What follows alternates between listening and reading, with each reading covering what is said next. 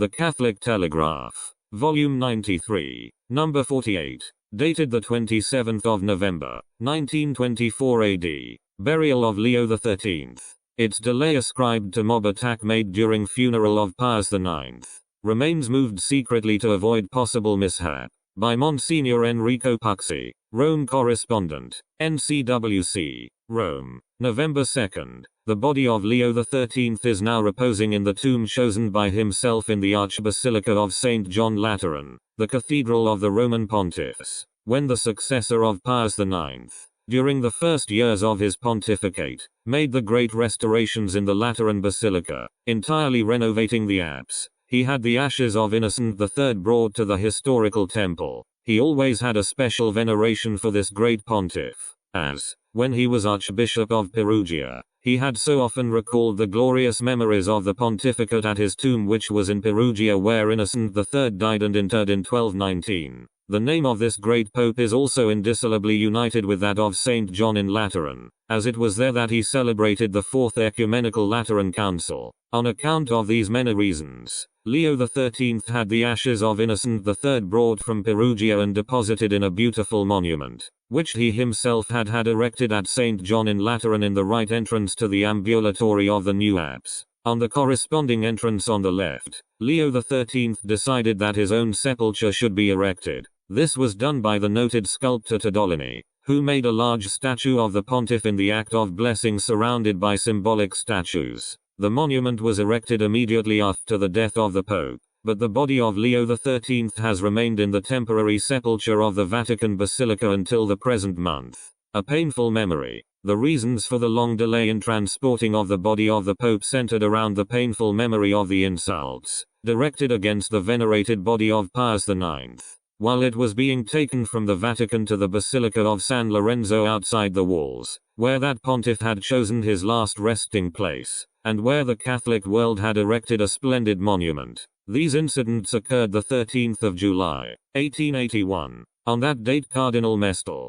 Simeoni, and Monaco Lavaletta, executors of the will of Pius IX, decided to move the body, through motives of prudence. Although the struggle between the Catholics attached to the Pope and the anti-clericals was then over, it was decided that the removal of the body should take place by night and without external pomp. The civil authorities were advised of the date, and they made no objections. Neither were the citizens warned, nor did the Catholic associations send out any invitations. But, notwithstanding this, at midnight, on the 13th of July, an immense crowd of Romans gathered in the Piazza di San Pietro and the streets of Borgo, awaiting the passing of the body. A large number of torches were lighted, and all recited the Miserere and the prayers for the dead. The funeral car, without any external pomp, was accompanied by only 4 Vatican carriages and by a few others containing cardinals and Roman princes. At the passing of the small but extremely dignified procession, all the windows of the houses of Borgo were opened and illuminated with candles. The people prayed, and it was a highly edifying spectacle which should have continued throughout the whole of the way, if the anti-clericals had not commenced, near Ponte Sant'Angelo, a demonstration against the dead body of the Pope. The most shameful cries were directed against the holy memory of Pius IX. Stones were thrown at the funeral car. On Ponte Sant'Angelo the cry arose that the body should be thrown into the river. The Catholics did not reply, but redoubled their prayers. More than once those nearest the funeral car were attacked and had to use their torches as batons to defend themselves. The police were not prepared in sufficient numbers and never intervened until after the most deplorable and savage scenes had taken place. It is impossible to describe the enormous impression that this outrage made in the Catholic world. Leo XIII had a circular immediately sent to the apostolic nuncius, charging them to inform their respective governments of the very serious insults which the Roman pontificate had received. On the 4th of August a consistory was held in which the Pope delivered an allocution, publicly protesting against the ignoble outrage to the body of his predecessor. The Italian government, on its part, ordered an inquiry, the result of which was the dismissal of the chief of police, and some officials were transferred. The report of the inquiry was never published, as it would have shown that a great part of the responsibility rested on the government itself, which, knowing that the anti-clericals were preparing a demonstration, had not taken the necessary steps to prevent it. the Minister of Foreign Affairs sought to justify the government by means of a circular letter sent to the ambassadors, but in that circular the affair was not faithfully represented, as was formally declared by the Commissioner of Public Security who had the charge of maintaining public order that night, and who had not been given a sufficient force by the government. Present conditions in Rome. At the present time conditions in Rome are very different from those which existed when the outrage was offered to the memory of Pius IX. Public opinion is much more just towards the pontificate, and, although the rights of the Holy See have not yet been fully recognized, it is no longer considered as an adversary to be combated. The most authoritative political men have not hesitated to recognize that, by the solution of the dissension with the papacy, Italy would suffer no loss, but, on the contrary, would derive great advantage. It is known that the fascist government has taken advantage of all occasions to show every regard towards the Holy See. For this reason the transportation of the body of Leo XIII, if it had been done publicly, would have been marred by no untoward incident, but would have taken place with great pomp and with the participation of the Italian government itself. Even this, however, was a circumstance to be avoided, because from it could have been derived inexact interpretations and opinions, which would have been difficult to eradicate. The Holy Father, therefore, preferred that the transportation should take place by night and privately. How the body was moved. Preparations for moving the body of Leo XIII were made with the greatest secrecy. The press managed to find out that the transportation would take place in October. The date originally fixed was the night of the 30th. But, as this date was published by the Roman newspapers, the Osservatore Romano published a denial which said that nothing had been decided about the date at that time. A subsequent notice of transportation was postponed till about November 10th. This also was contradicted. It was only the 21st of October that the Pope gave the order to hasten the preparations. That same day the technical office of the Vatican Palace was charged to buy the velvet to drape the car which would carry the body. The next morning at 9 o'clock the Pope himself decided that the transportation should take place that night. The car was immediately prepared. The chapters of St. John Lateran and St. Peter and the prefect of the pontifical ceremonies, who had to direct the transportation, were advised of the removal. Only in the afternoon were the police warned for the service of surveillance. The press had no news of the event. It was thus that the transportation could take place in the greatest secrecy. At the Vatican Basilica, besides the representatives of the Vatican and Lateran chapters, were present only the Archpriest Cardinal Meri del Valle, Cardinal Gasperi, Secretary of State, and Cardinal Cagiano de Azevedo, who had passed almost all his life by the side of Leo XIII. First as Camere Segrito participant, then as Maestro di Camera, and finally as Maggiordomo, of the cardinals created by Leo XIII. Only two are living. Cardinal Francis Nava di Bontife, formerly Archbishop of Catania, but now retired and living in Switzerland, and Cardinal Vanutelli, Doyen of the Sacred College, who is the only one living in Rome. Cardinal Vanutelli would have liked to participate in the transportation, but on account of his great age he was unable to do so. The small procession crossed Rome in the darkness of the night. There were only 5 motor cars, one behind the other, following the funeral car. The procession passed along the left bank of the Tiber as far as the heights of the ancient Circus of Maximus, and from there traversed the most beautiful part of the ruins of Imperial Rome, passing under the Arch of Constantine and rounding the Colosseum on the way to St. John Lateran. Arrived at the Lateran, the funeral car entered, together with the carriage which had accompanied it, the courtyard of the Pontifical Palace, and from there the coffin, accompanied by the Lateran chapter, was carried into the basilica to the chanting of the psalms for the dead.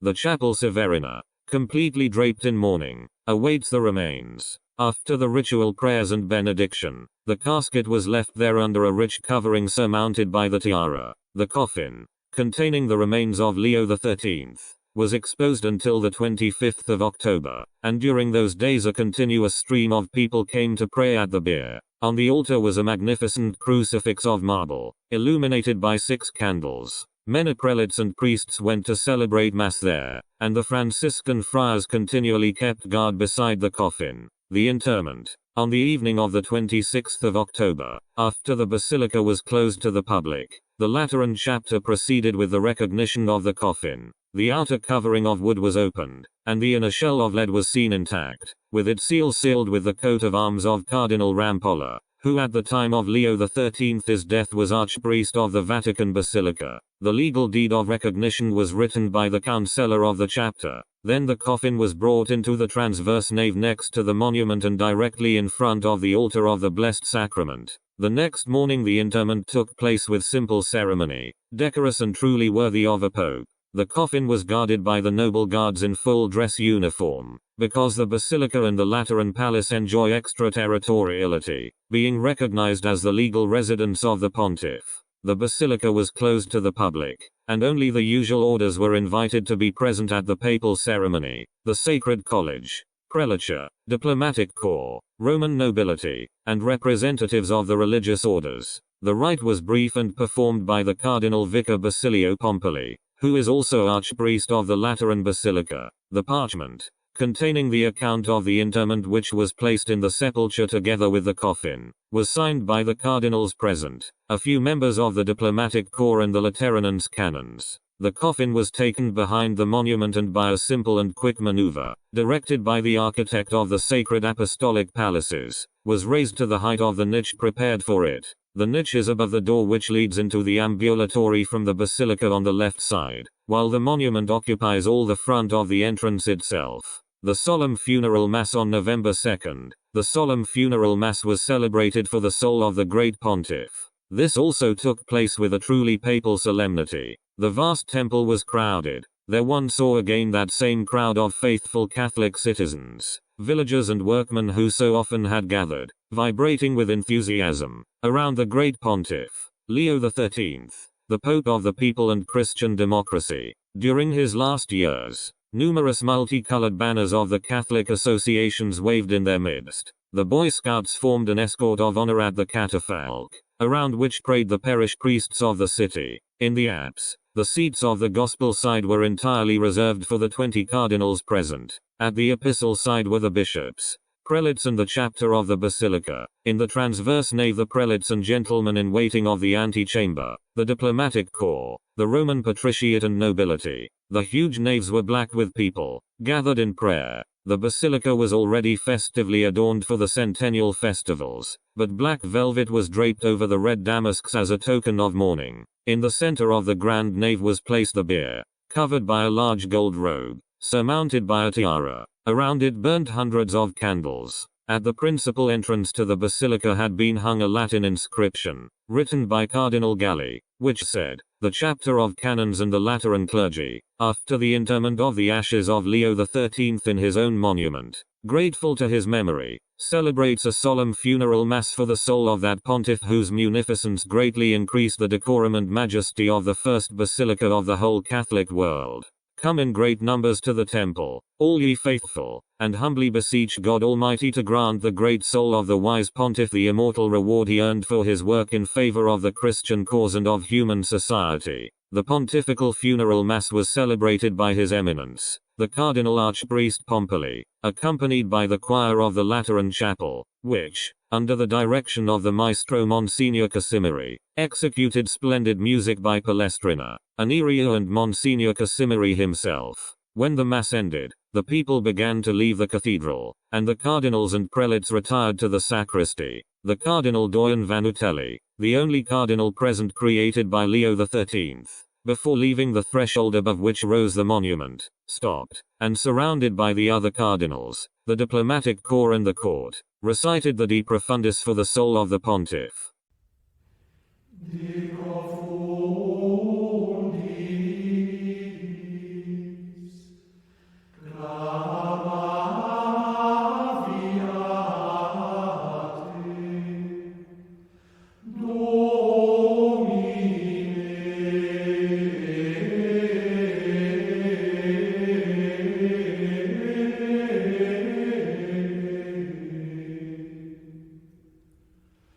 Domine,